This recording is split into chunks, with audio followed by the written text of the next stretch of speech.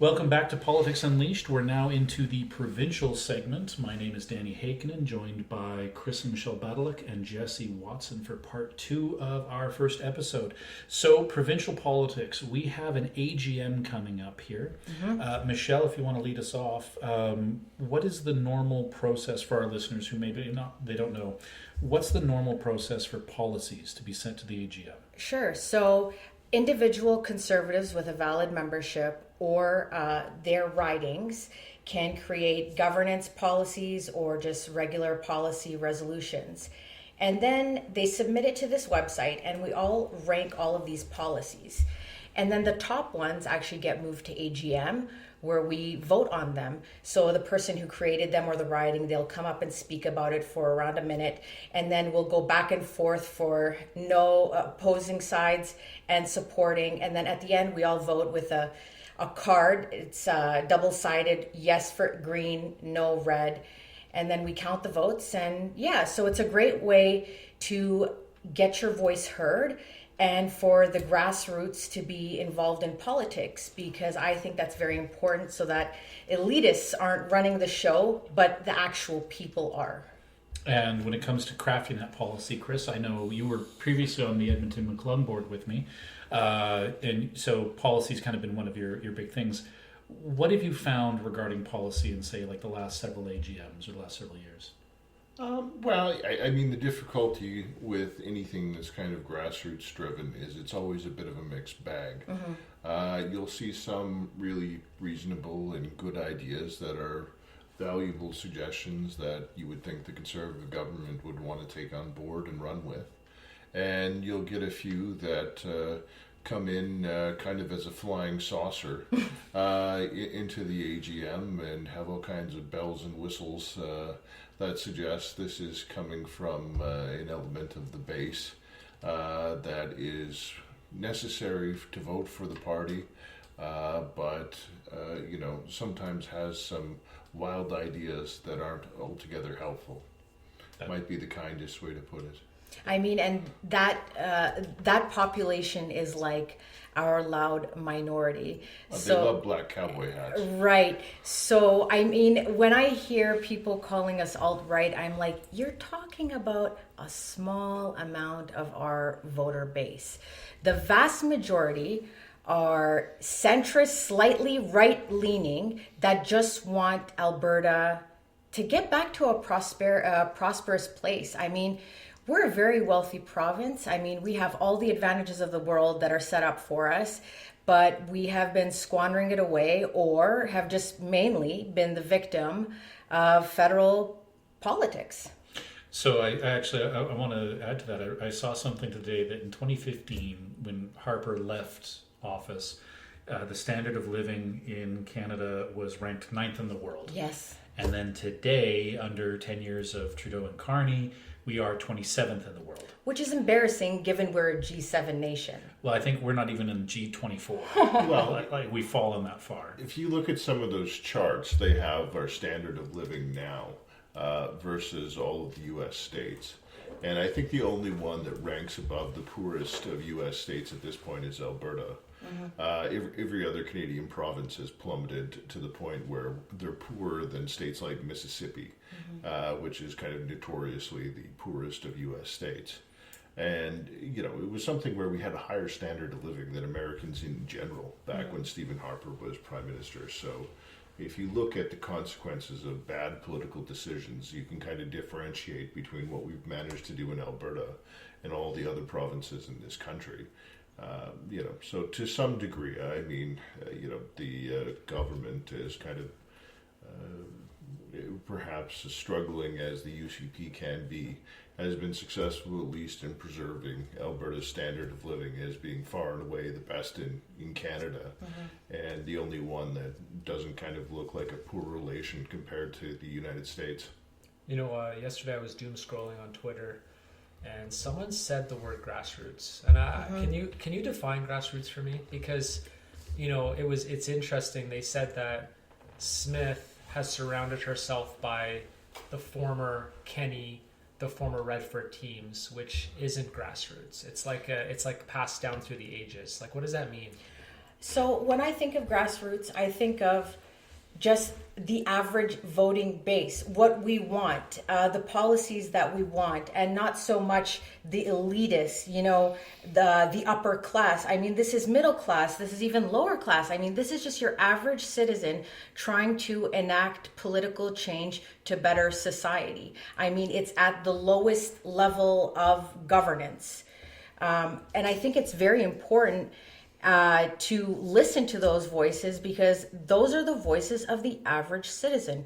We're not talking about millionaires and billionaires. We're talking about your average run-of-the-mill Albertan citizen. And it's important to hear those voices because, I mean, that's the majority of us. I mean, there's very few that are actually elitists. So it's important to listen to that voter base, especially if you want to make society a better place. I mean, the Liberals have failed to do that. The NDP have failed to do that. It's pretty much only the Conservatives that give a shit about the average citizen in Canada and in Alberta.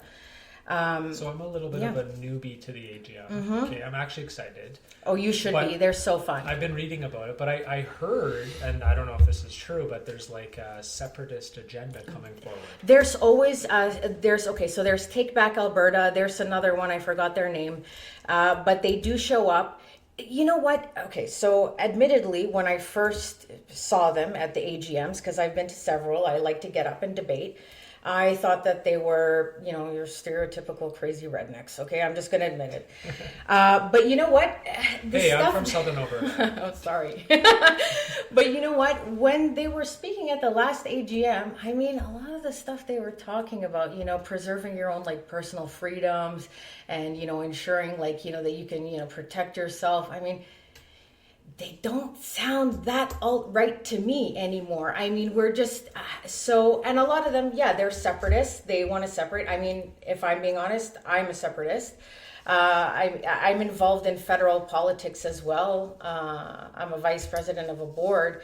One of the policies that I created was to fix how equalization is, because, I mean, we can't really get rid of it. So we should reformulate it so that provinces that are not utilizing their resources shouldn't be getting, all of the advantages of the provinces that are putting in the work, like Alberta, like Saskatchewan. And so, I mean, I kind of joke about it. Like, this is almost like the couples counseling, the last ditch effort before the divorce. I'm like, if my policy doesn't go through, then we should separate. We really should. Because, I mean, I'm looking at the policies here for the AGM, for the UCP, and they're great policies. But they can only do so much if the federal government is actively campaigning to destroy everything we've worked so hard for.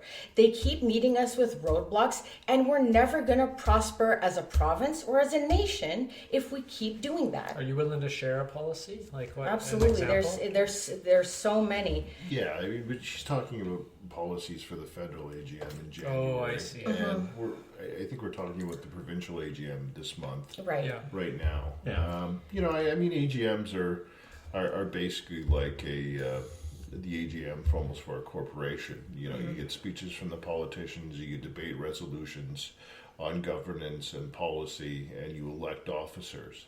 So, I mean, that's really what it is. And I mean, the old joke is that the Conservative AGMs are more fun than any of the other parties because there's a big party afterwards where everyone gets drunk, which is, not an entirely unfair characterization of what actually happens. So, they are a good time. Yeah. But I mean, I don't know what will really come out of this particular AGM. I mean, I think what will happen is some of the resolutions, calling for some pushback against the federal government will probably pass. Mm-hmm. And rightly so. I mean, unfortunately, for the past decade, the federal government has been doing nothing productive with itself. And I think the only thing useful that Justin Trudeau ever did in his entire tenure as Prime Minister was legalize weed. And other than that, I mean, if we simply repealed every single piece of legislation that he ever passed, it would probably be a net benefit to the country. Is that your policy you put forward? What? Well, that's Remove every policy and every law that Justin Trudeau ever passed. Yes, I would. I mean, I would bring back the Roman policy of damnatio immorio. We will destroy any record of Justin Trudeau's existence. We will tear down his statues and his paintings. We will He doesn't have a strike statue, does he? his. Well, he will eventually, I'm sure, in Montreal, but we'll strike his name from all the record books and pretend he never existed. The Romans had a way of doing things. I feel like we should have just, instead of doing provincial, we should have just started with federal. But I will say this will be my 4th AGM that I've attended, and I have left upset for the last 3 AGMs because we alluded to the voting, how the voting takes place, right? There's a policy for and against, back and forth a couple times until finally they call the vote. My issue has generally been that the policies that make it to the floor are the most inane, backwards, just useless. Because the thing is, they're aspirational. We believe that the government of Alberta should, and then if they get passed, then now the provincial government has to go, okay, well, how do we make this work? And I do appreciate in the last year or two that they've had the accountability sessions. So hey, here's the policies you passed in the last AGM. Here's how we've tried to make them work, or just tell them straight up, the membership straight up, we can't make this work. And my frustration has been that generally, because the provincial system, how it works, and we can talk about the difference between provincial and federal policies. So let's say you, Jesse, you're from a small town, you're the head of your constituency association or CA, you have 500 members that show up and they Is he go... Mitch Silvestri now?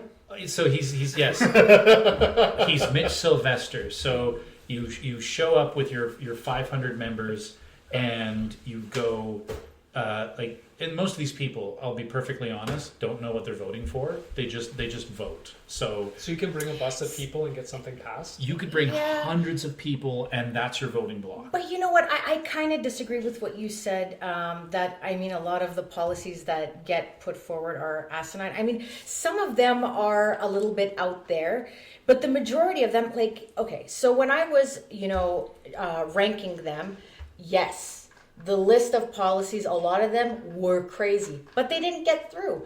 The ones that are there for the AGM, I mean, they're pretty good. I mean, it's funny because we were just talking about the Working for Families, that municipal organization, and I think that it's funny that they're, trying to cater towards that specific demographic. But when you look at our policies for any kind of conservative party, we're always talking about families, supporting familial structures and safety and ensuring our prosperity, which is something that they can never do.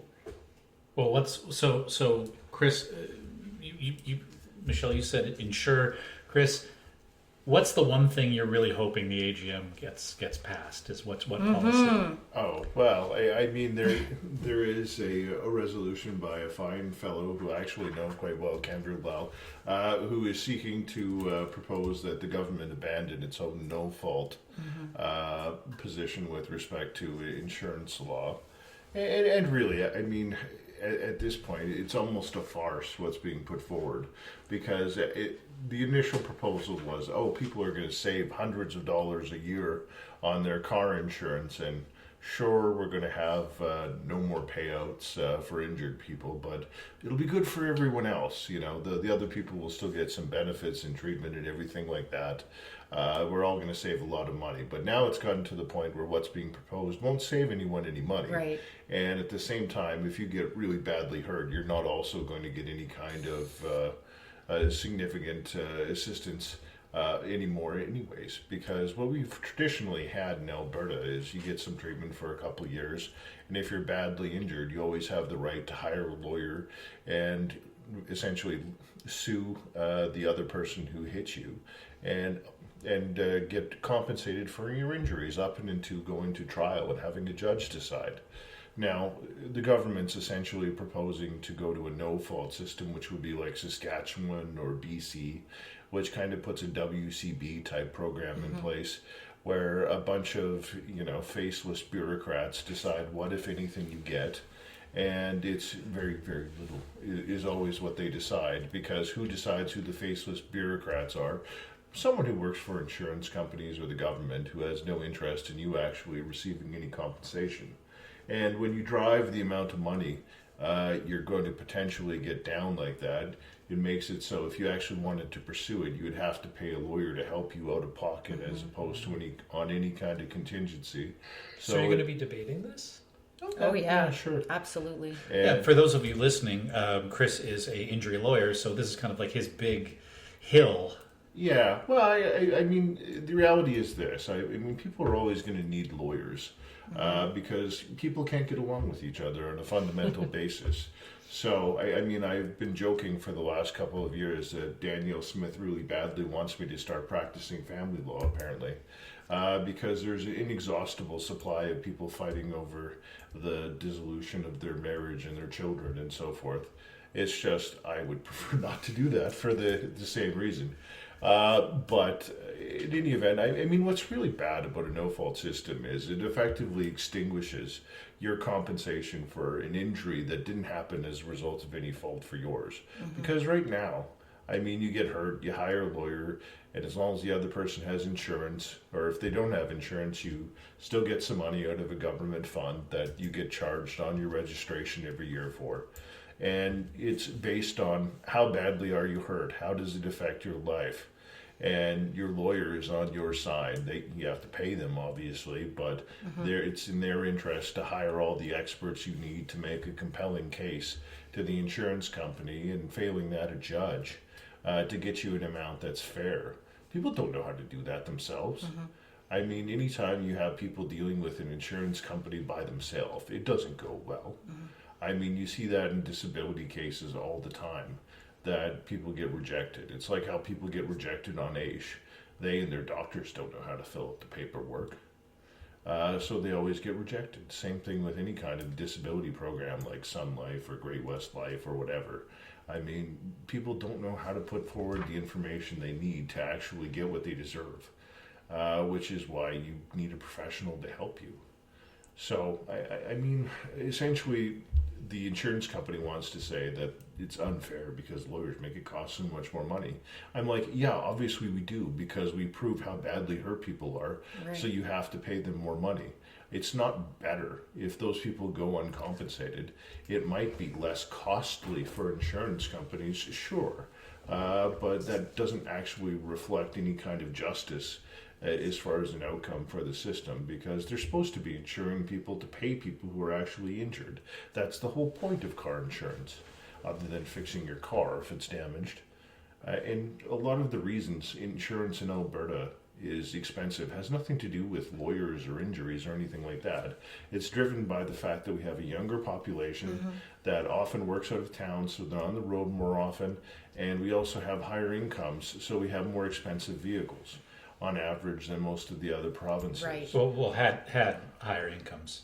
Had.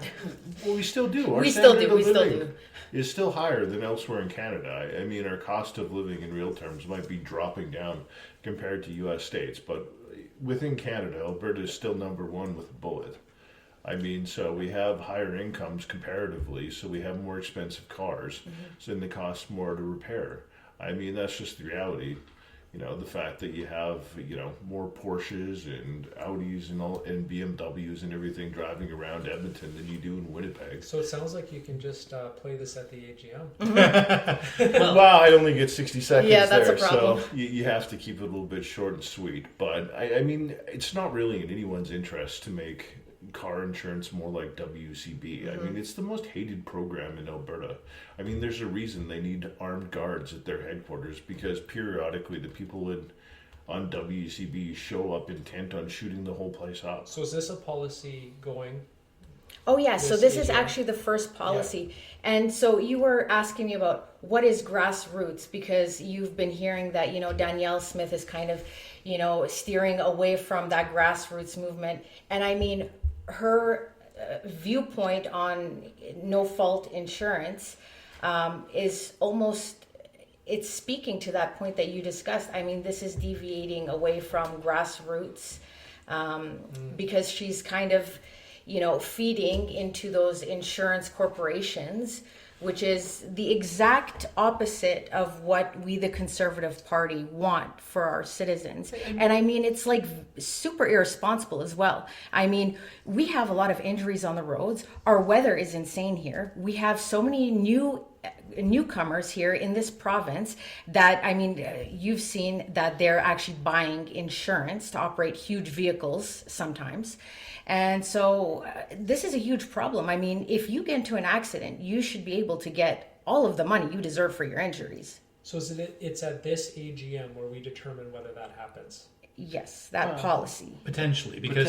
I mean, the government isn't necessarily bound by any of the resolutions passed at any of these AGMs. What it is it's a signal from the membership of the party as to what they would like to see happen. Mm-hmm. And I don't necessarily think that Danielle Smith or any of the members of the government had really bad intentions about working on insurance.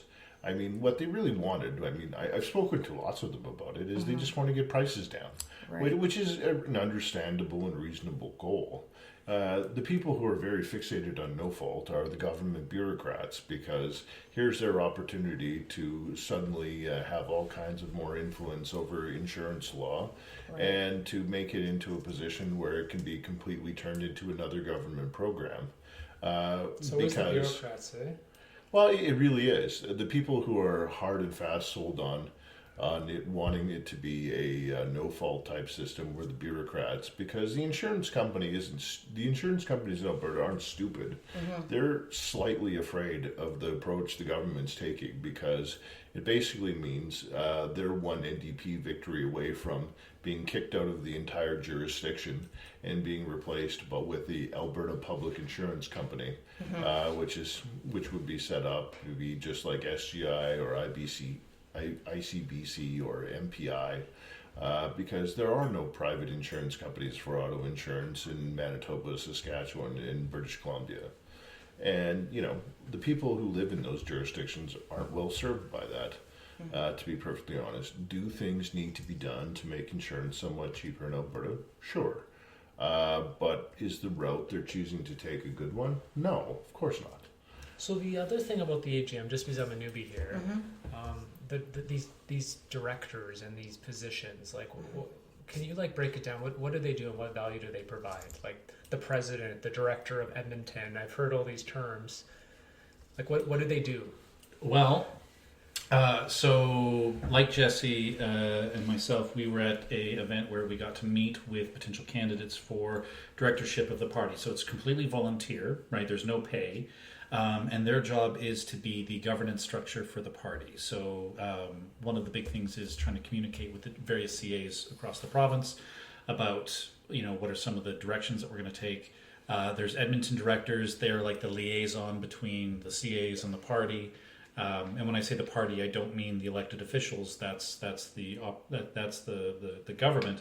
This is purely, the volunteer infrastructure that kind of conveys our interest to our elected officials. And the NDP have the same thing, right? I would love to be a fly on the wall at an NDP AGM just to see what they're like. Like, do they have their rabble rousers and their vocal minority that everyone goes like, ugh? Maybe we should buy memberships and jeopardize their party from the inside. We'd have to wear, you and I would have to wear so much makeup and prosthetics. No, you would just send Mac. Well, I could just dye my hair blue or wear a wig and put in a septum piercing, and I'll fit right in. Yeah, absolutely. You just have to do the Matt Walsh. You get a wig with the ponytail. And I just put on a wig and no one would be able to. Actually, we already touched upon municipal in the last segment, but when I was at an event, Nathan Ip was there, right? The NDP MLA for Edmonton South, I think it is, or Southwest. Southwest, I think. And he's like, oh, hey, Dan, how's it going? I'm like, how do you know me? Yeah. Right? I actually asked him, I'm like, hey, Nathan, how do you know me? I'm a nobody, right? I ran against you, but I lost. He goes, oh, no, you ran against us, so we know who you are. Yeah. It's like, that felt a little alarming, but it is what it is. You're on the radar, right? Oh, yeah. But anyway, so we have the Edmonton directors. What do? I'm still trying to figure that I know. out. Oh, shoot. Really? Well- Nothing that meaningful, if I'm being honest, because I don't really hear their names in the news or anything like that. It's not like they're doing What about for something. the election? Like, do they help with stuff like that? Well, maybe. Well, I mean, it's supposed to be, party organization, really, and, the focus That's a of good a party provincial organization. board is obviously to govern the operation of the party. So they're responsible for making sure that the fundraising for the provincial party is going well. That's pretty much their first and primary responsibility, to make sure that the actual staff of the political party isn't spending too much money, and they're raising money, and they're connecting with the membership, and they're organizing the AGMs and the other meetings of the membership and the party. I mean, that's really their job. Some of them sometimes will give speeches wanting to do more than that, but Right. I mean, that's really their job. It's just like an EDA board, or Exactly. Yeah. It's a glorified board. which is an EDA electoral district association Yeah, board. thank you. I mean, and those basically exist to run the local membership of the whatever political party it is, organize the events for the politicians or the candidates, and make sure that money's coming in and they're in a position to be able to run an election. So hypothetically, if Edmonton's going to run an election and they need money from the rurals, would those people do that? Like coordinate across the province? I mean, it's not normally what happens. I mean, to a certain extent, it does happen. Where what you'll see the rich ridings granting money to the Right. poors, so to speak, because that's where because you'll have some ridings, whether it's federally or provincially, that are sitting on hundreds of thousands of dollars of war chests, because they've been raising money. They've had an elected official as part of their riding forever. And so they've had very successful fundraising going back to the 1990s. So the money's there, and obviously they're not worried about winning their riding, because usually they're winning that by 70 to 30 margins, or 60-40, whatever you like. I was bored the other day and I pulled up the donations for the parties for the province. I was just curious how much money is in Edmonton for NDP versus PC. And I think Edmonton was 55% of their fundraising, whereas the PC was 17%. Yeah. And then the NDPs are actually donating themselves. Like the MLAs are donating to their own parties. Lots of money. Right. You're I supposed mean, to. You have to if you're a politician. Oh. Every year you have to donate the max, whether it's provincially or federally. You're Okay. required to do that to be an MP or an MLA. At least I don't know. I'm not as sure about provincial. But I know federally you are required as an MP to donate the max to your riding association. Oh, interesting. Well, you're supporting your own campaign, Yeah. is Right. really what it amounts to. Yeah. So you shouldn't have to be told to do that, There's but also- you are. There's also a difference in eligibility to be a candidate. So provincially, anyone can run to like. So we had Casey Madhu, right? Yeah. And so anyone could actually run against him as the candidate, even though he's the elected official. Doesn't matter. Someone else can unseat him as the UCP candidate for that riding. Whereas federally, if they raise a certain amount of money, the nomination doesn't get opened against them, and I think it's 15,000. I'm not sure what the exact amount is off the top of my head. I mean, but there's always a balance to be struck there, because Sure. you don't want your elected officials to be playing defense on their own nomination at all points in time. I mean, on the other hand, if they're not doing their job, I mean, certainly there's an interest in the public, the membership of that political party being able to potentially mount a nomination challenge. Yeah.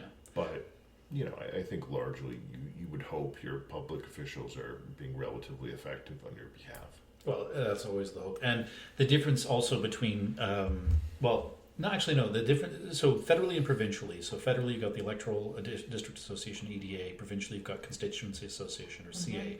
Their only job, and so this is more directed at you, Jesse, their only job is to fundraise and elect a candidate. If ever you're on a board of an EDA or a CA, and they start going off about like, oh, we got to start pushing for this, for separation, or we got to support this thing, get out. Yeah, They don't know what they're completely doing. Lost the plot if that's what they're doing. Yeah, they're singular. Like we have members like on Edmonton McClung. We have members of the board where some of them they come and go. Right, they join the board, and it's like they really want to push these certain electoral positions or governance positions. It's like that's not our job. Got it. Right, like that's we fundraise, we elect a candidate. We don't stump for the government. We don't try to push for their policies. That's not our job. And Join Take Back Alberta if that's what you want. yeah, yeah. I actually They will love you. and whether I highly doubt they'll ever listen to this podcast, but I was very proud that my board made a position that we would not have any Take Back Alberta. Like we wanted nothing to do with them. You know what? I'm far more sympathetic to them because I am a separatist, so I don't really hate them. Yeah, but the people who are involved in the separatism are know, losers. I know. And They're I don't mean the grassroots people that want No, it. I mean I the know. people who are part of like leading the charge. Absolutely, I know Offend me. they're quite eccentric. Yeah, I don't. I mean, there's that one lawyer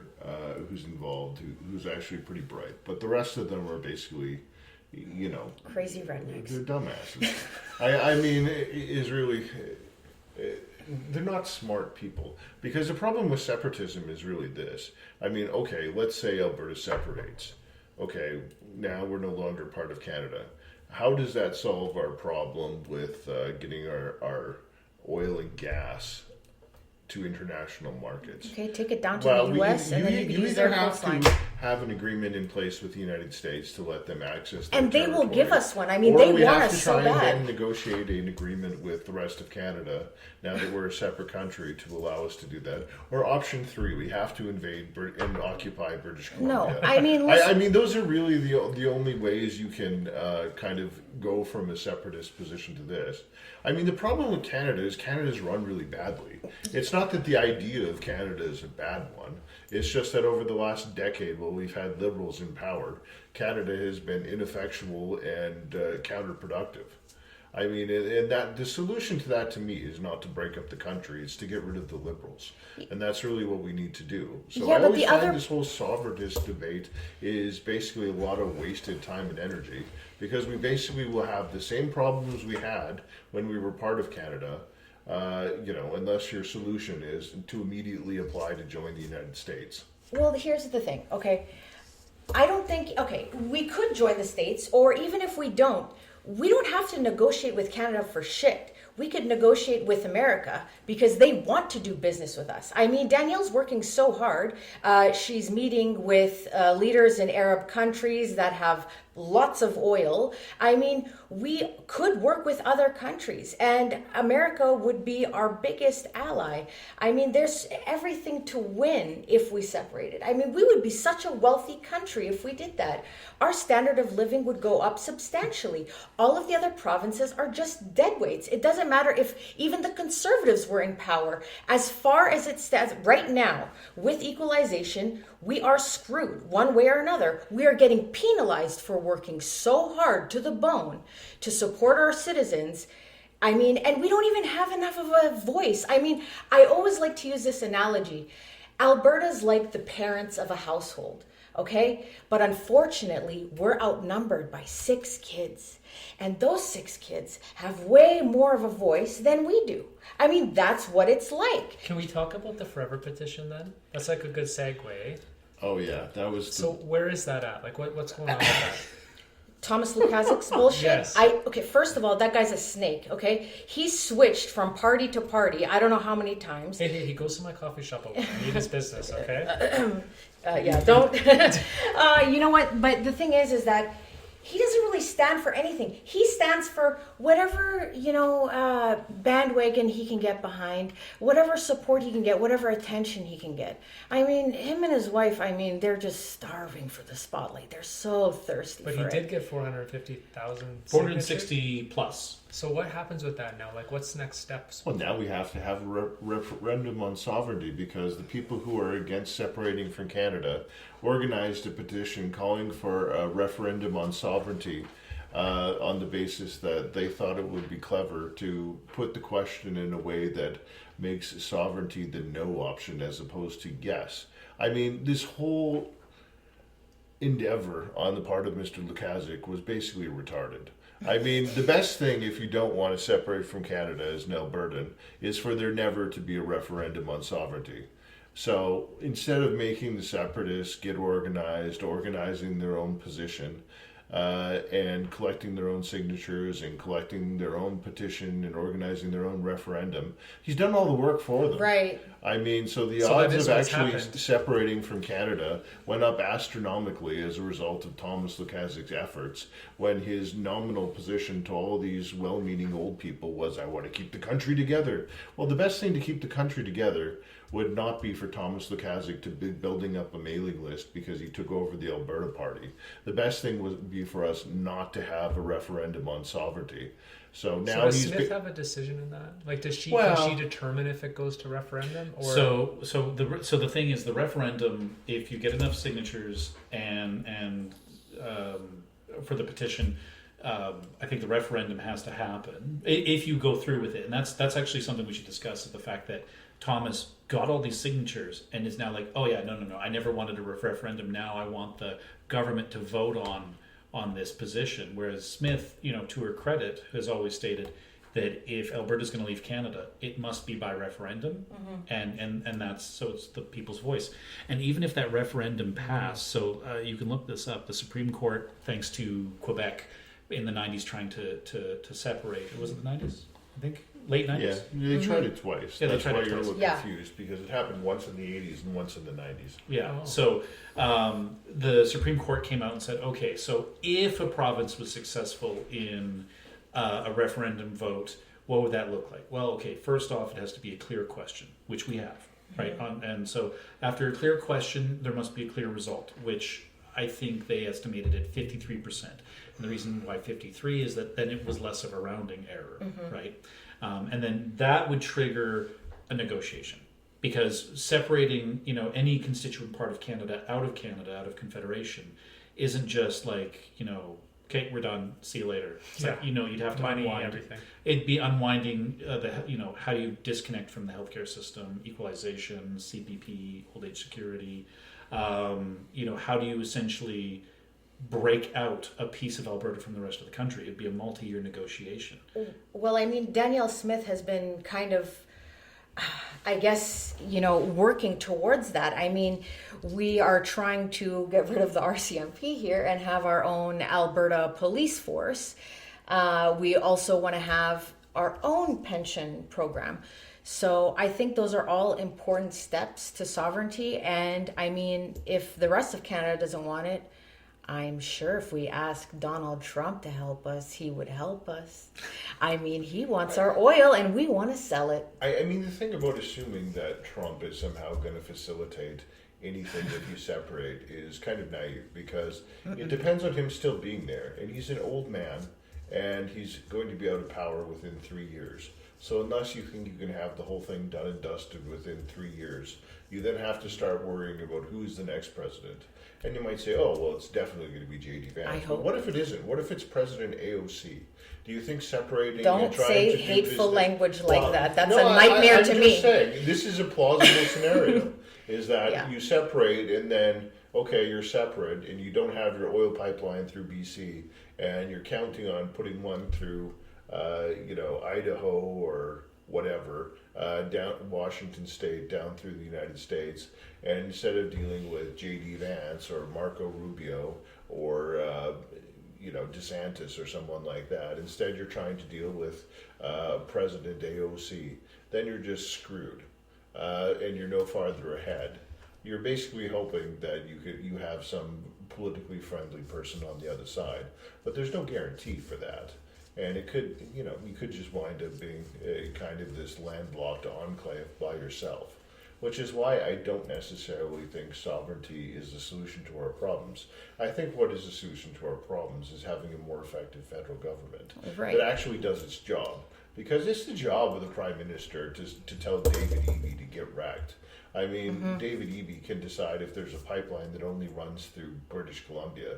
As soon as a pipeline crosses a border, it's no longer his jurisdiction. It becomes exclusively the jurisdiction of the federal government. which is why we need to get Carney out of Ottawa and Pierre Poilievre in, who's actually going to do the job of the Prime Minister of the entire country. So is that a good segue to the federal to talk about? I think because we touched a little bit on the AGM, and by the way, if ever you're interested in having a voice and being involved, get a membership. When I talk about all the strikes. You know what, we can do that in a future episode. Yeah, we will. Because we're 40 minutes in already. But yeah, so when I was door knocking in 2021.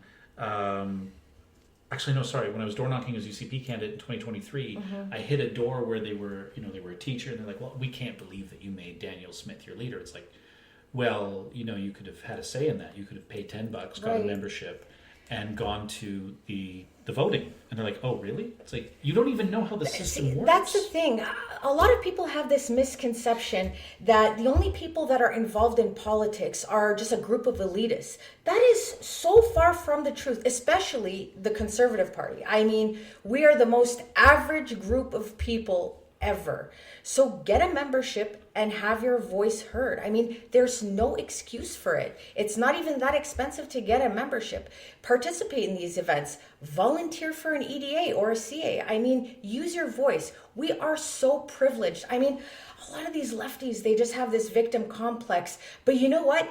As far as we're concerned, we are so privileged to live in a country like this, where we have the opportunity to get involved in politics at the grassroots, to actually enact change. So stop complaining and actually use your voice. Use your brains, use your souls. Says the separatist. Hey, you know what? I just want that oil money. Well, and so we'll leave. Yeah, get a membership, get involved. Right. I want to use this moment to go on record as I voted for Travis Taves, because that's who I wanted. You know what? No, he's a great guy. I mean, I like Danielle. I just want a better Alberta. I mean, we were all we loved Jason Kenney, but then we had a bitter taste in our mouth with all of the intermittent COVID restrictions. And I mean, that's what brought us. It was bad. It was bad for everyone, not only fiscally, but just psychologically. I mean, it was painful and people suffered. I mean, to this day, our standard for education is very, very concerning. I mean, a lot of kids, they can't even read or write properly or just perform basic math operations. And I mean, that's not okay.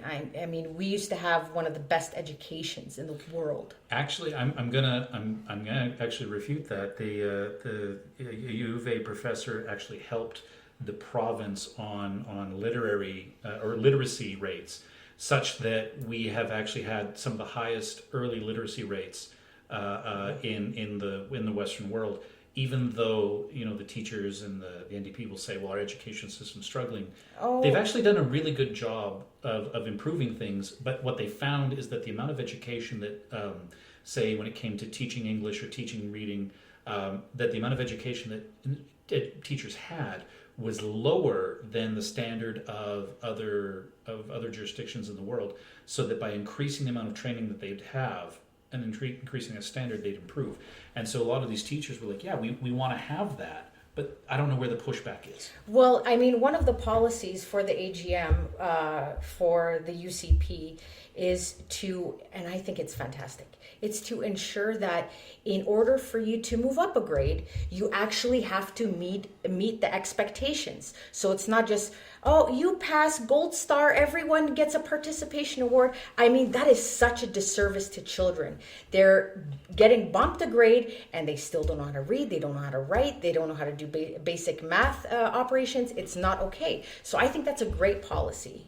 Well, the difficulty with education is always that what the teachers union advocates, they claim it would be beneficial to students, but it almost never is.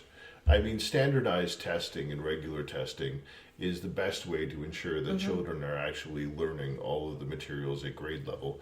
And the teachers are just fanatically opposed to that because it might actually make them look bad if the children underperform. Right. Because then you have some actual data to examine how well are the children being educated. So they're always opposed to that. And they always are embracing these new faddish means of education where they want to have, discovery math or discovery language learning, which is basically you're not actually teaching these kids properly. Right. Because actual education is supposed to be you stand up at the front, you write on the whiteboard or chalkboard or whatever you got, and you tell them this is how you solve the problem. Here is the mathematic problem. This is what you're supposed to do. Here's your worksheet where you're going to replicate what I just told you 20 times. Then I'm going to grade you on how well you've learned what I just taught you. That's how education always functioned and how it was always supposed to function. But instead they're like, well, come up with your own method and show us your creativity as to how you're going to learn to solve this problem. We're going to have you reinvent the bloody wheel rather than doing what's actually effective. So what we have is a bunch of people pissing around and wasting time and money and not educating children. So the teachers' union on all matters of actually educating students should just roundly be ignored. They have nothing but bad suggestions for actual education. I mean, and that's not really surprising with the Discovery math program that they have right now, because even as it stands, like subjects like social studies, I mean, kids nowadays and even university students don't have critical thinking skills because unfortunately schools have become echo chambers. So that's a problem here. I mean, you're not actually engaging in debates. You're not really using your brain. You're just absorbing whatever shit that they want to teach you, and that's it. No questions asked. And that's not okay. Well, and if you actually look at what's effective in education, in the United States they have what's called the Mississippi Miracle, which is that the state of Mississippi basically decided we're going to teach all the children to read based on phonics, which is the most effective way of teaching children to read, and we're going to give them very straightforward traditional mathematical instructions. And as a result, Mississippi went from being like one of the most poorly performing jurisdictions in the entire United States to middle of the pack over the course of like 5 years.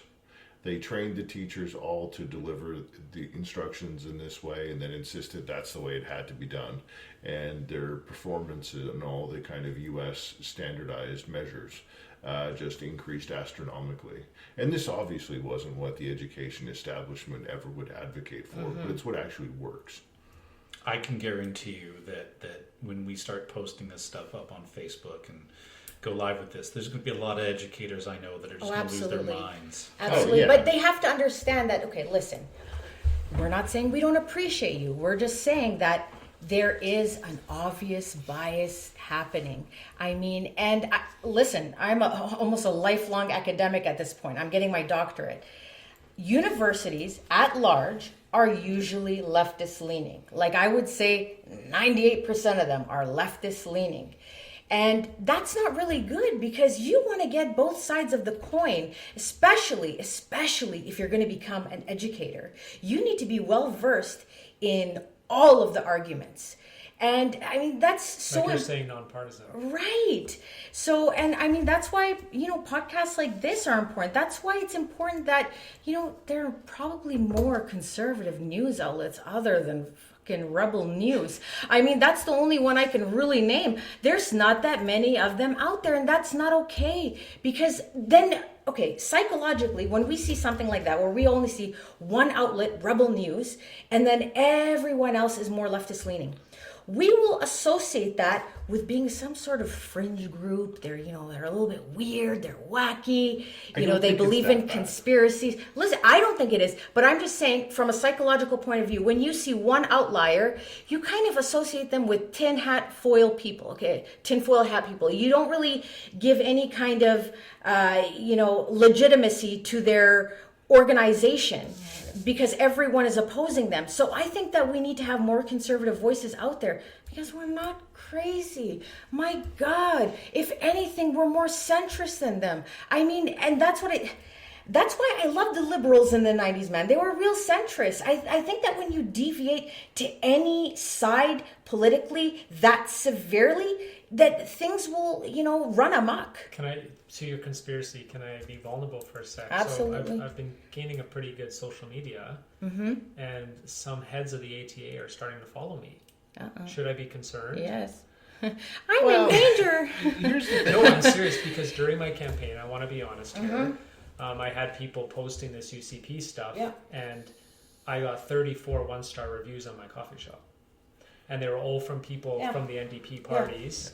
So they actually tried to destroy my business. That's not surprising to me. I mean, it's funny because, the left will always call us hateful, racist, bigoted, prejudiced. MAGA. Right, but we don't destroy relationships. We don't destroy businesses and people, like their livelihood, if we don't agree with them. We have an honest discourse so that we can open up our minds to their opinions, and hopefully they open their minds to ours. But when they don't like what you have to say, they will do everything they can to fuck you up. And that's not okay. That's really not okay. Who are the real evil people? Honestly, just use your brains objectively. You guys keep saying, we don't like fascists. You guys are fascists. You guys are literally practicing fascism. Look it up. Look up the definition. I mean, which side has people in black going around and creating scuffles in the streets? Right. And performing, what they call direct action, which might also be called terrorism. They're burning buildings. They're assaulting people. They're killing people. But we're the evil ones. Well, Okay, I mean, sure. we're wandering a little bit off topic, but I mean, just with the teacher stuff, I mean, it's not even that anyone's against teachers. I mean, most people like the idea of teachers. Yeah. I mean, I grew up in a house of teachers. My mom's a teacher, my dad's a teacher, my brother's a teacher. Yeah. I like teachers. On the other hand, I think a bunch of people who are striking over getting a 12 to 17% raise is kind of crazy, because how many people in the private sector over the next 3 years are going to get a 12 to 17% raise? Right. Most people won't. It's a little tone deaf. So, claiming that, you're so hard done by being sent back to work and you've had your rights taken away. Right. You got a handsome raise, go back to your job. Do you think most teachers think that way, though? Yeah, Or do you think there's like an undertone of teachers that support it? I encountered some teachers in my campaign who voted, they made it very clear, they voted against striking. They voted for the deal because they realized, we make a good amount of money and I'm okay with this. So it's like anything, I'd really love, there's going to be some people who, how does the union want us to vote? Let's do that. And then others where they're like, no, this is fine. This is not the way to go about it. And I don't think we're ever going to really know the true numbers. But you did see at the Ledge people there. Yeah. But then I saw a job description posted for paid actors to demonstrate. Right. So But the I'm thing like- is that I usually tend to believe that most of them are left-leaning. I mean, same thing with nurses, most unionized jobs. But I mean, it's just unfortunate because the reason why a lot of them, are victim to that kind of mentality is because of all the propaganda that the news outlets and the unions are just shoving in their faces. I mean, they paint the UCP as some sort of demonic entity when really it's not. I mean, listen, you know how tone deaf it is to turn down a deal like that? How many jobs they're going to get that amount of a raise? They get 3 months holiday? They get pensions? Everything is covered. I mean, that's amazing. That's an amazing deal. I don't know any other jobs that have all of those benefits. And as an aside, we did go on a bit of a tangent, but for anyone still listening at this point, when you look up the definition of fascism, I highly recommend you look up the Webster's dictionary and not Wikipedia, because Wikipedia can be amended by anybody. So when you look at the dictionary definition, it clearly states state control, silencing dissidents, etc. It's okay, well, what party, what side? Right, state control. Conservatives want less government. The left wants more. But also, look at what governments have. Look at what parties have tried to create legislation that limits what can be spoken about or how you Exactly. speak about. And I guarantee when we get into the federal portion, yes. we're going to have a field day. Absolutely. And they never want to acknowledge that it was the National Socialist German Workers' Party Yes. that just had an abbreviation they like to throw around. Right. Now, so we talked about it during our segment on municipal. We talked about working families. So I want, and you mentioned unions here's a union worker. He's a friend of mine for well over a decade. And I sent him the working families slide deck that was leaked to us. And I said, I'm really upset with the fact that advertising and volunteers were going to these people who knew they were getting the support, and it made our job as independents and as center rights really, really difficult. And he goes, "Oh, this sounds like a grassroots blue collar low income group." I'm like, "All right, I'm not even going to touch on that one." Yeah. Was there anything in there you felt was a concern? He's like, "Well, I'm still looking." He's like, "Which parts concern you?" I'm like, "You mean the candidates knew in advance they were going to get support? The organization wanted to be a party without being limited as a party, their own words?" Because, we didn't talk about it in the last segment, but working families didn't have to, as a third-party advertiser, did not have to disclose how the money was being spent or who gave them money, right? Whereas a party or as a candidate, we have to disclose that. Who gave us money? How did we spend it? We have to show you that, right? We have to have the receipts to prove it if we were ever audited. But a third-party advertiser, no accountability there. They don't matter. I also said, I don't like corporate donations being allowed, and I don't like third-party advertisers. I feel it skews the elections.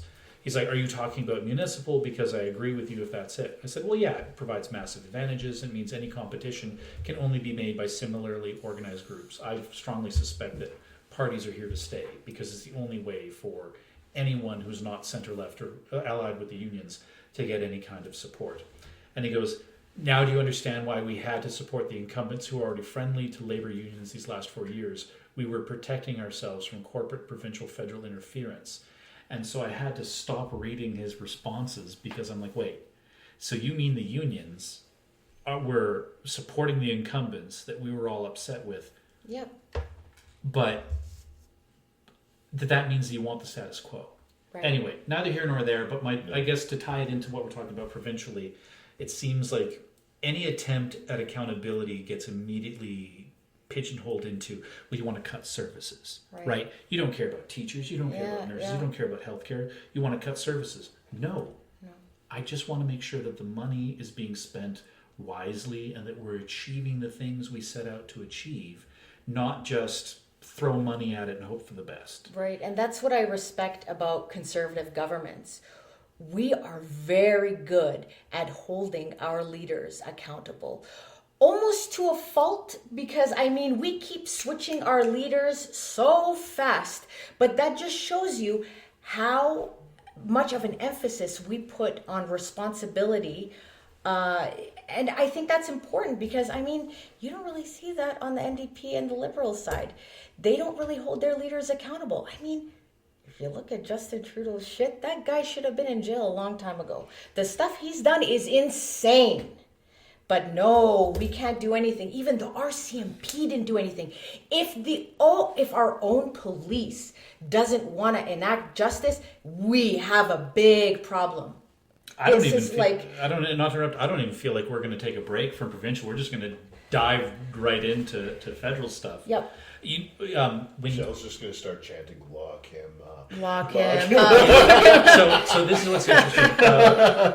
This is what's interesting. When Justin Trudeau became leader of the Liberal Party, I'm going to say allegedly because I don't have the information in front of me, but allegedly he told the Liberal Party, get rid of any legislation that allows you to remove, like party legislation, to remove me as leader. So as conservatives, we have legislation, like you saw it with Aaron O'Toole and Andrew Scheer, when they lost their respective elections. We got rid of them so fast. They got booted. Whereas Trudeau, by the end of it, when there was a 20-point lead between Pierre and him, and that any Liberal that was interviewed was like, I think it's time for him to go, right? The party could have saved it. It turns out what they needed was to just get rid of the leader. And then it's like, regardless of the poor decisions they've made over 10 years, everyone was ready to forgive them and go, oh, okay, you were really abusive, right? But I know you're going to be better. This is the worst abusive relationship ever.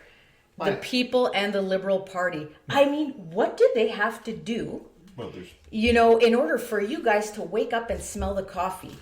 I mean, the bills that the Liberals are putting forward are scary. I mean, it's like a dictatorship. So like Bill C9, Combating Hate Act. Okay, I mean, you don't really have to, you don't see, this is a thing. This is so subjective, Explain, right? how about this? For those who are listening, explain what Sure. Bill C9 is. So it would amend the criminal code to remove the Attorney General consent requirement for prosecuting hate propaganda offenses, create a hate symbol offense for public display of specified terrorism or Nazi symbols, create a standalone hate motivated crime offense layered on top of any underlying federal offense, and criminalize intimidation or obstruction, preventing access to places of worship, schools, community centers, and similar places primarily used by identifiable groups. The problem is that when you try and define things like hatred, I mean, this is such a subjective term, because you might say like, hey, I don't like Mark Carney. This guy, I mean, he's a fascist. I mean, they could maybe throw you in prison for that. I mean, and that also ties into Bill C11, which is the Online Streaming Act in force. I mean, they can just pretty much strip away your ability to, go on the internet, to use your phone without actually even going to the courts. So C11, that's the one where the Minister of Industry, right? Is that because so one of the bills that the Liberal government has put forth is that the Minister of Industry could decide that someone is a threat to democracy. And the telecom system, isn't it? yeah, and so what they would do is the Minister of Industry would say, this individual, so Jesse Watson, we're going to take away, you will find who your telecommunications provider is. So let's say it's Rogers, Telus, or Bell, and they will strip you of your internet, strip you of your phone, and you can't talk about it. They can't talk about it. You can't talk about it. You won't even be allowed to find out unless if they do tell you about it, or if you do go to the media and talk about it, $25,000 fine. It only gets worse from there. And the Minister of Industry only needs to report to the House of Commons once per year about it. Right, and I mean, so you're denied a fair trial, so you're just presumed guilty right off the bat. I mean, look at what's happening in England right now. It's breaking my heart. People are getting arrested. I mean, there was a guy who was like taken out of his house, arrested for speaking ill about Hamas, a terrorist organization. So it was deemed as hateful speech. Well, yeah, I don't like terrorists. So the guy was thrown in jail. I mean, this is the definition of fascism. So what's the rationale they're using? You know what? I see when I want to talk about this, it's almost going to sound like a conspiracy, because I think this is kind of setting us up for some sort of weird authoritarian government. I don't know if it's some sort of world government or just in Canada. I don't know what it is, but I just think that they're doing everything they can to cripple society, take away our voices, so they can enact some sort of sinister agenda. And I mean, I don't know what it is, right? Because this is just speculation, because I mean, they're never forthcoming with what they really want to do. So, well, it doesn't help that the legislation is incredibly broad, right? So like when you craft legislation that's incredibly broad and has very few checks and balances, it's or no checks and But balances. why fundamentally is it coming in? Like, what's the rationale being used in media? Well, they Do we want to know? try to control the internet is Right. really part of it. no, but They've what's the had so many justification they're different- giving for this legislation? Yeah, what's the well, they're justification? saying, well, in some kind of terrorist scenario, we may have to, Right. rather than going through appropriate channels, act immediately to protect, or cyber attack, we may have to act to protect our infrastructure immediately. I mean, why wouldn't you at least get a warrant and have Right, I it mean- reviewable by a court? I mean, the police are able to get warrants and relatively Fast. fast. Yeah. Within a matter of a couple hours, you draw something up, you go see a judge signs it, lets you go do whatever you need to do. But I this mean, is it's the not like- Trojan horse. They give you this, this is for your own safety. This is for your own good.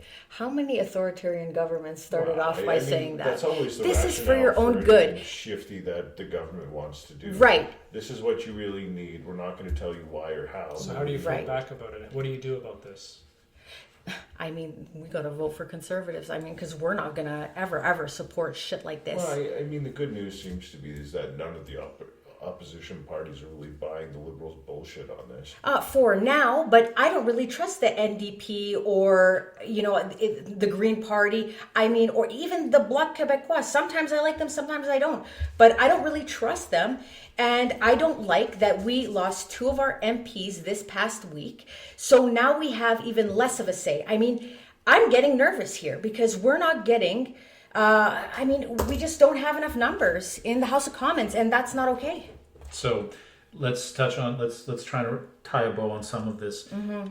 When it comes to legislation, it's incredibly vague and generalized. I think it is a fair thing for the public to do, or anyone to do, to go, okay, what's the worst that could possibly be done with this legislation? How could it be weaponized? And it's not going to be, so we'll call this segment Truth or Tinfoil. I believe that you're not going to find any MP or MLA that gets the target of this because it's so broad and vague. And it's like, well, as Chris mentioned, you can get a warrant really fast, right? It's like, well, this person's a hacker and, they're going to be a threat to our infrastructure. Well, if you've already identified them, that means that, CSIS has identified them, that you have grounds to arrest them. Great. Why do we need this legislation that I feel could be used to target individuals? And what individuals? Individuals like ourselves who are creating a political podcast that want to shed light on this and want to discuss it. Well, maybe we become a threat to democracy. I want to tie briefly into a provincial policy, one that I'm really grateful actually got shot down. So it was a provincial, so it was a CA policy for my own board, I might add, that didn't even make it to the floor. Like, we didn't even submit it. And the policy that was written said that, if any action, we believe that the government of Alberta and the UCP party, separate out the government of Alberta, that the UCP party, so the directors, the president, all of the board, could remove an individual and remove their membership, remove them from the party, if they were found to be taking actions that were detrimental to the party, to the government, to Daniel Smith. And many of us on the board said, that is some communist level shit. Yep. We are not having any of these purity tests. And remember, and this is something that our listeners, or listener at this point, should remind themselves or remember, is that when we create these policies and they get voted and passed to the government then decides how they're going to action them. So it's not like we, the people, the public, right, the grassroots, if you will, write the language that will determine what is a threat to the party, what is disingenuous behavior, right? Whatever the case might be, what is negative behavior. We don't get to determine that. The party would get to determine that. Right. And I feel it is incredibly dangerous when you allow any level of government to decide what is, harmful to the government, and then have something which can then be used to punish people with. Because that's essentially what we're looking at with this Bill C-11 and the federal Liberals. And I wanted nothing to do with that with our party, because you should never let government decide what is bad for itself. Absolutely. That being said, going back into the federal portion, how do we stop this? How do we... you hope for the best, because we did just lose Matt General. Well, he's not leaving till the spring, though. And by the time he's actually going to be out of there, it's only going to be a matter of months before there's probably a new election. Because realistically, how long do minority governments actually go on? Usually 18 months, 2 years tops. Yeah. Right, but the problem is that there were rumors about him. The Liberals were putting rumors. I don't know if they're true or not. But he was having discussions with the Liberal Party. And so once the Conservatives had supposedly found out about these discussions, they told him it would be a very, very bad idea for you to switch sides. And so then he resigned. I mean, and he's using this excuse that he wants to, be with his family.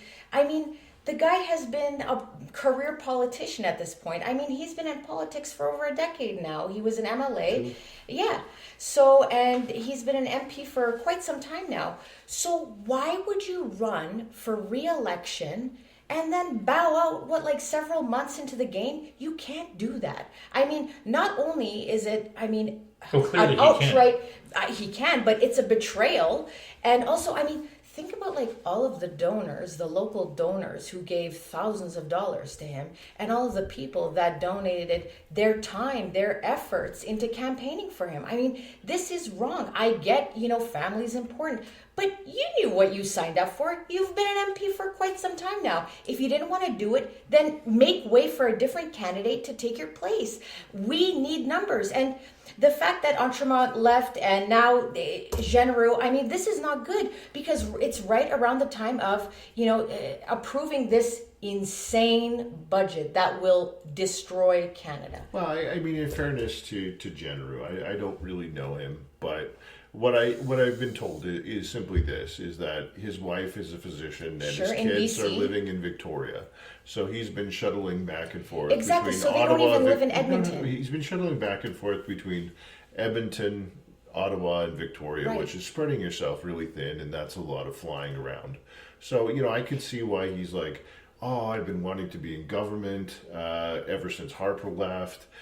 Just one more time, and maybe I'll do this last 4 years with Polyev, and then I'll step down, and I'll finally have gone to serve in government, and maybe I'll be a cabinet minister, and I'm going to hang on because Pierre was up by 20 points, and he didn't want to give up at that point because he thought there was going to be some possibility to move on some certain policy things or advance some objectives that he had. I mean, that's the most sympathetic version of this that you can get forward.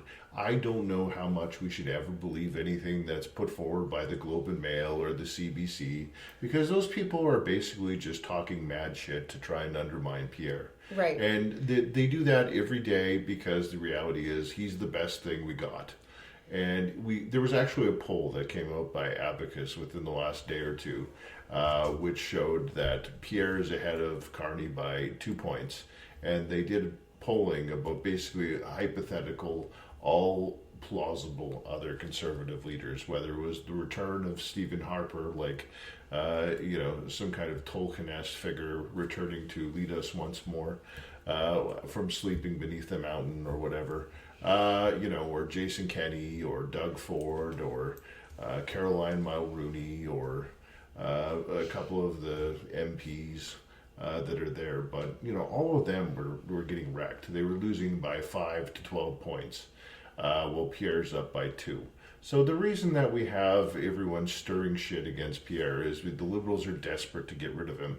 He almost won last time. The Liberals barely eked through, and they did it by essentially pointing and yelling, "Hey, look over there, an orange man bad," at the top of their lungs. Right. And that's not really a trick anyone thinks they can repeat, because all the fundamentals of the country are still really bad. The cost of living is horrible. Crime is out of control. Our trade relationship with the United States is broken, and Mark Carney, who promised up and down that he was going to fix this by July, and he knew how to handle Donald Trump, clearly has no idea. And he claimed he was going to diversify all of our trade and fix the economy, and that really hasn't happened. Instead, basically, what we've got is a rehash of Justin Trudeau in a nicer suit.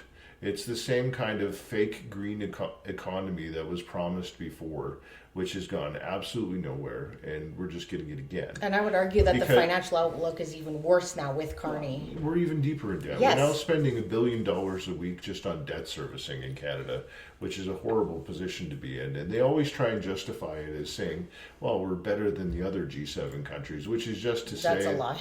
Well, most of them don't have subnational debt either. Which Does is to debt say matter? they don't have they don't have provinces. So when we add in all the debt with the provinces, we suddenly move up those lists, because if you look at a country like France or Italy, they don't have provinces. Mm-hmm. They don't have these subnational levels of government in the same way we do. So we have a mountain of debt as a country that's a real problem we have to do something about. And we either have to come up with ways we're going to generate a lot more income, or we have to start spending less money. I think the smartest thing to do is to generate a lot more money, which would mean that we have to build these pipelines. We have to start drilling for oil and gas. No, they're just going to lay off all the union workers, which is ironic, isn't it? Mm. Well, I mean, that would be one way of doing it, but... That's literally, they're cutting 20% or something. Well, they're cutting some of them. I thought it was 15%. 15, yeah. The people who elected. Yeah, and this is what they were claiming would happen if Pierre was elected, that he would lay off scores of union workers, so they all turned out to vote for the Liberals. But they're getting laid off anyways, so I guess congrats to them. Right, but that's why I'm upset that those two MPs are not a part of our party anymore, because this budget is preposterous. I mean, we can't afford it in Canada to spend that kind of money. I mean, it's not okay. And I mean, I do agree with you, Chris, that Matt General was spread out quite thin. I mean, but his wife is living and working in BC, and that's where their kids are as well. So isn't that more of a reason to actually elect someone who is local to Edmonton, who will stay in Edmonton and go back and forth from Edmonton to Ottawa? I mean, why? I mean, it's just ridiculous that this is what he's going to do, and just right around this specific time. How convenient. You know, if Matt Genereau's EDA is listening, I am an Edmonton resident and have no such issues with East Coast, West Coast living. But, you know, this provincial and federal segment, we have gone on for about an hour and some. So we'll do some final closing remarks. Mm-hmm. So federally, provincially, a lot of issues to be had. But I guess, Chris, what's, for you, provincially or federally, what's the biggest issue you think facing this year coming up? Well, federally, I think the reality is we're going to have a federal election within the next year. I'm not saying this calendar year, obviously. We won't have an election in 25, but I'll be surprised if we don't have one at some point in 26. I think it's a question of whether we have something late spring or early fall, because at some point the opposition parties, once the NDP have a leader, are going to decide that it's time to go, or the Liberal government will try and engineer its own defeat. I mean, and obviously from my perspective, the budget has been them trying to engineer their own defeat, because they're worried about going once the NDP are organized. Because for them, if the NDP only does like a few percentage points better, it has a horrible knock-on effect for the whole Liberal Party, because they were relying very heavily on borrowing NDP votes. And, you know, it's the same thing. I mean, the Conservative Party is still in a pretty good position. And I think the Conservative Party federally will do better. Just the longer it becomes clearer that Mark Carney really doesn't have any answers, either to the economy or trade or crime or anything like that. And we see this just kind of negative situation prevails in Canada. You won't be able to distract people away from the fact we actually need to do something about this. And, you know, within another 6 months or so, I assume the bloom is off the Carney rose, and the opposition parties are going to be ready to go. Michelle? Oof, it's a lot. I just want to speak to the listeners or listener of this podcast. Do your research. And when I say do your research, don't just listen to mainstream media. Look elsewhere. Dig deep into the numbers. Make an informed decision. Buy memberships to political parties so that you actually know what you're in for. I mean, the fact that we re-elected a Liberal government is very, very confusing to me. I mean, I don't know what they have to do in order for you guys to wake up. So do your own research. And I think the Conservative Party, right now, Pierre, he needs to have a very, very important discussion with his caucus, with all of the MPs, every single one of them, to make sure that they're all on board, that we all have the same, ideologies, and to ensure that, he has their support, because I don't like these cracks in the political party. I mean, it's not good. And I think that we need to ensure that we have a unified party.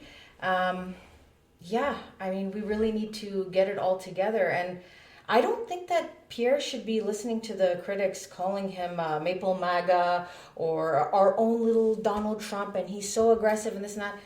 Honestly, I don't think he's aggressive enough. I mean, the issues that Canadians have been facing for the past decade are horrendous. I mean, I would have never believed you like 12 years ago, like this would be our reality now. And I don't think we're aggressive enough. I mean, we've failed the younger generations. The chances of them actually owning a home right now as it stands, it's like a pipe dream. I don't think it's going to happen. That's not okay. We're supposed to leave a better future for the younger generations. And as it stands right now, especially with our crippling debt, we are doing everyone a disservice. Families, children, seniors. I mean, none of this is okay.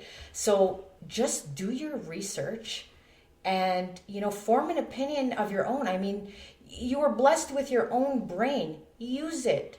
Don't just, subscribe to whatever propaganda that's being shoved down your throat. Those people have vested interests. I mean, the CPC is being funded by the Liberal Party right now. They're funded by the Canadian government, rather. And I mean, we're doing everything, that we can to, enact policies that will pretty much reverse that. Because they are very biased, and it's not okay to have biased news. I mean, that's, again, fascism. We don't want that. So, yeah, do your own research. Get involved in politics. It's never too late. Yeah, stay curious. Okay, and Jesse? Provincial or federal? I would just say, I'm looking around. The PC's lost federally. The PC's lost municipally.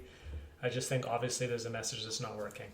And fundamentally, unless people get their shit together, it's only going to get worse. So when I go to these candidate meetings for the PCs and everyone's talking about communication, what does that actually mean? And how are we going to truly unite? Media aside, bias aside. I'm concerned about where things are going. And, we got to change the messaging probably at all levels. Yeah. That's where I end off. Yeah, no, that's perfect. I would agree. Provincially, my biggest issue as a candidate was that, they'd give you literature, they'd tell you like, hey, okay, this we want you to talk about economy and everything else. And I said, yeah, that's great. I live in Edmonton. People want to talk to me about education. They want to talk about healthcare. Give me some literature. What have we been doing? What have we been working on? And give me something that is going to be meat and potatoes for these people to chew on, that they're actually going to consider me. Because you can like me, and many of them said, I really like you, you're articulate, but I don't like your leader, I'm not going to vote for you. I didn't have anything to back them up, like to defend against. I said, okay, thank you very much. Because I have nothing in my hands, and I don't mind calling them out for it. The campaign team gave me nothing to work with, and when I was asking them, like, hey, give me some education experience or something I can work with, they're like, well, why do you want it? Because I want to win. Because I'm trying to win here. And so, yeah, I think the one thing we need to work on provincially is communication. Give us a roadmap, what we're doing and why we're doing it. I think people are curious and you want to sate that curiosity. And then federally, just figure out what's going wrong with the party. And for the next election, maybe wake up and realize that the messaging you were using needs to change and adapt. I think Pierre Poilievre, after, if I can be honest, Axe the Tax was simple, it was easy, people got behind it. And then when Carney said, okay, we're getting rid of the carbon tax, Pierre had nothing to pivot from. So his election campaign struggled with that. And I think if they just had some way to go, okay, this happened, great. Let's figure out what else we're going to talk about. Okay, I mean, in fairness, I don't think that's entirely fair to Poilievre, just because what really happened is this. Jagmeet Singh threw the last election for all intents and purposes. He could have gone along with non-confidence motions at any time while Trudeau was still in power, and he barely ran a campaign. He basically gave the Liberals a huge chunk of votes that they didn't deserve, and basically tried to completely undermine the Conservatives ever winning, despite the fact it was contrary to his own party and his own interest in being re-elected. I mean, if Jagmeet Singh probably is going to wind up being appointed to the Senate at some point by the Liberals for his various services to the Liberal Party of Canada. And as much as people are critical of claiming Pierre's in some kind of leadership crisis, what really happened is the Conservative Party of Canada lost the biggest loser in the Conservative Party of Canada to the Liberals. Because why did Chris d'Outremont cross the floor? It wasn't because of any great ideological problem. It wasn't even a personality conflict. What happened was he said, I want to be speaker. And then he was sad because the party said, well, we need your vote right now. You can't do that. And then he said, okay, fine. I want to be deputy speaker. And then they said, okay, well, we're going to have a vote amongst all the members of caucus as to who we want to put forward as our candidate for deputy speaker. And he said, okay, fine, I'm running. And then he finished last of like 4 or 5 candidates. So he didn't get the Conservative backing to be the deputy speaker. So then he had a big sulk about it. And then eventually he decided, well, I barely run as a Conservative, so I guess I'm just going to cross the floor because no one likes me here. So this wasn't exactly some great philosophical divide that appeared within the Conservative Party. You had one person whose personal ambitions basically ran afoul within the Conservative cabinet, But and then he took that's his after ball the fact. and he went home. I mean, so we lost a guy who is basically a complete and total loser, and we're better off without him. And screw that guy, and I hope very much, and you know what, I'll even go so far as to say, whoever is running against Chris d'Autremont in the riding of wherever it is, Nova Scotia, I'm going to send $200 to whoever is running as the Conservative candidate. I wish you all the best, and we will be backing you, and you're doing God's work getting rid of this loser. Well, that was supposed to be my final word. I know. But Typical Chris. Lawyers always have to say the last word. If they don't, they'll just implode. thankfully, I've got editing powers. Yes. But No, this is great content. No. best content, great content. Best content. The best content. So, ladies and gentlemen, thank you so much to listening to the first Politics Unleashed podcast. My name again was Danny Hakinen, joined by Michelle Badaluk. Jesse Watson. Chris Badaluk. and we hope you'll stick around for the next episode. Thank you so much. Bye.